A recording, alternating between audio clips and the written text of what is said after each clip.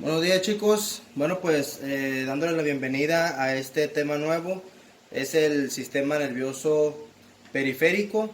Hablar un poco de él, nada más para recordarles que el sistema nervioso periférico es aquel conjunto o red de nervios que van a comunicar al sistema nervioso central con el resto del cuerpo.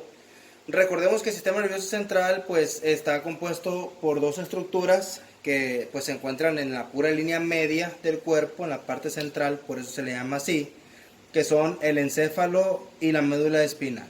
Entonces vamos a empezar con este tema, sistema nervioso periférico. En realidad lo que vamos a ver en este archivo es parte del sistema nervioso periférico, ¿no? Que son los pares craneales, que probablemente ya los habían escuchado mencionar, pero aquí vamos a hablar un poco más de ellos. Entonces, lo que les estaba diciendo ahorita, el sistema nervioso central se comunica con el resto del cuerpo a través de dos tipos de nervios. Unos que son los que van a tener origen en lo que es el encéfalo, puente o tallo cerebral y parte de la médula espinal, que se van a llamar nervios craneales o pares craneales. Se llaman pares porque son 12 pares, son 12 que salen de tanto hacia el lado derecho como hacia el lado izquierdo y tienen el mismo nombre, ¿no? O sea, hay un nervio craneal 1 derecho y un nervio craneal 1 izquierdo, y así vamos a ir con todos los demás, ¿no? Son 12. Y también existen otros nervios que salen directamente de la médula espinal, que son los nervios espinales o raquídeos, ¿verdad? Esos van a ser 32 pares. Entonces, son todos los nervios o todas las cositas o rayitas amarillas que ustedes ven aquí en la imagen, son parte del sistema nervioso periférico. Entonces, vamos a seguir. Y vamos a hablar acerca de los nervios craneales. Acuérdense que de los dos que forman al periférico, que son los craneales y los espinales o raquídeos, vamos a hablar de los craneales, son 12 pares, y los cuales se van a enumerar por número romano, ¿verdad? O también pueden ser llamados por su nombre propio, que ahorita vamos a ver cuáles son, ¿verdad? Cómo se llaman. Dice que los nombres de los pares craneales pueden indicar las estructuras a las que inervan. Por ejemplo, el nervio facial, pues es por obvias razones el par craneal que va a inervar a la cara, ¿verdad? Porque el mismo nombre del nervio nos lo dice.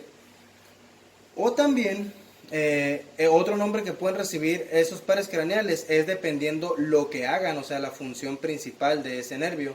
Por ejemplo, el motor ocular, ¿verdad? Al decir motor ocular, estamos hablando que ese par craneal actúa en el ojo y actúa de manera motora, o sea, movimiento, mueve al ojo, ¿ok? Dice que la mayoría de los nervios pueden ser nervios mixtos, o sea, pueden llevar dos ramas, una sensitiva y una motora. Puede haber nervios, pares craneales que solamente sean sensitivos, por ejemplo, el olfatorio, que es el par craneal 1, y el óptico, que es el par craneal 2, solamente llevan ramas sensitivas. Vamos a empezar por el par craneal 1, es el nervio olfatorio. De cada par craneal vamos a tratar de ver tres cosas, que son su origen, su composición y su función. Casi siempre lo que, o sea, de lo que más nos habla cada par craneal es de lo que hacen, ¿verdad? Su función. Y también de algunos vamos a ver patologías.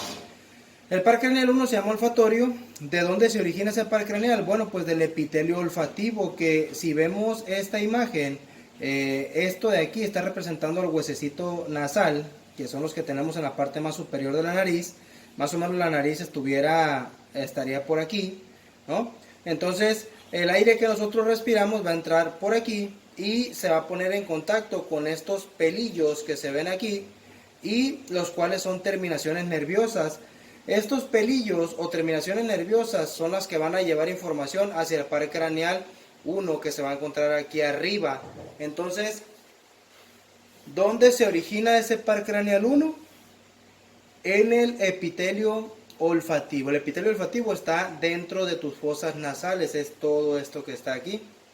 Entonces, de aquí se origina el par craneal 1 y se va a ir hacia arriba, hacia el encéfalo. Ahorita vamos a ver específicamente a qué partes. ¿Qué composición es o qué composición tiene ese par craneal 1? se refiere a si lleva fibras motoras, o sea, información motora, información sensitiva o ambas. Este, ya lo habíamos mencionado en la diapositiva anterior, solamente va a llevar información sensitiva. Su función, el olfato, por obvias razones, ¿verdad? Entonces, esos pelillos o terminaciones nerviosas que les estaba mencionando ahorita, llevan la información hacia el lóbulo frontal. De hecho, el lóbulo frontal, si nos damos cuenta en la imagen anterior, está inmediatamente por arriba de las fosas nasales.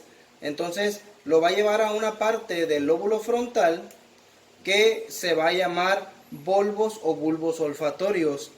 El lóbulo frontal viene siendo como que una subestación para ese par craneal 1, porque no es ahí donde se va a codificar la información de lo que tú hueles, sino que la información va a llegar finalmente al lóbulo temporal, a una parte que se llama área olfativa primaria, y ahí es donde se descifra la información de lo que tú estás oliendo. Entonces, si yo te preguntara que si cuáles son los dos lóbulos cerebrales que participan en la olfacción, ¿sí? o que reciben la información del nervio craneal 1 o del nervio olfatorio, son el lóbulo frontal y el lóbulo temporal.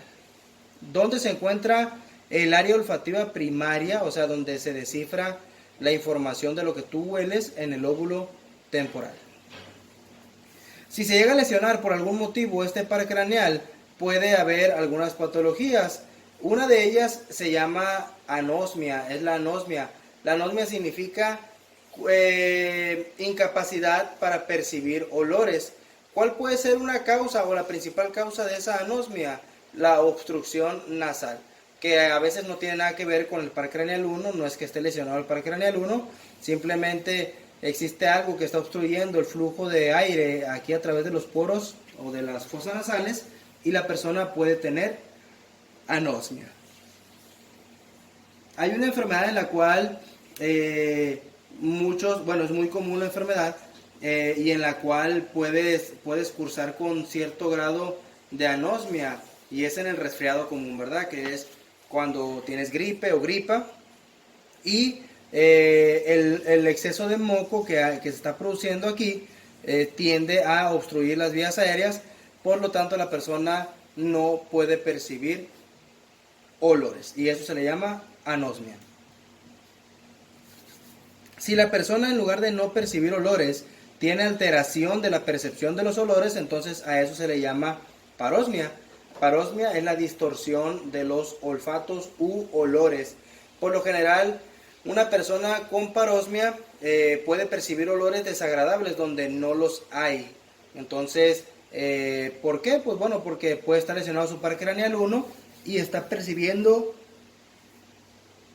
de manera inadecuada los olores. Vámonos con el par craneal 2. El par craneal 2 se llama nervio óptico. También es sensitivo, ¿verdad? Su composición es sensitiva porque solamente lleva ese tipo de información. ¿Dónde se origina? En la retina y los conos y bastones que se encuentran en el globo ocular.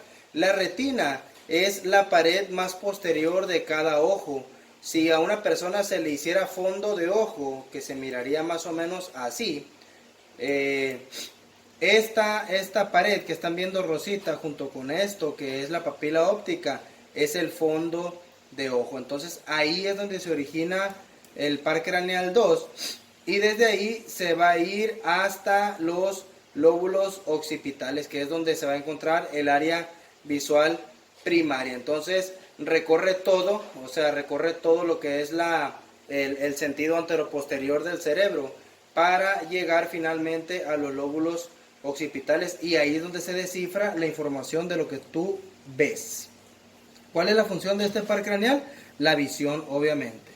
Hay una patología en la cual el nervio óptico deja de recibir sangre y se puede atrofiar. Sabemos que atrofia significa disminución en el tamaño de alguna estructura del cuerpo, y si disminuye el tamaño también va a disminuir su función. Entonces, la atrofia del nervio óptico puede ocasionar que la persona vea o tenga una visión opaca y se reduzca su campo visual. Campo visual significa qué tanto puede mirar un ojo a su alrededor, qué tanto puede percibir a su alrededor.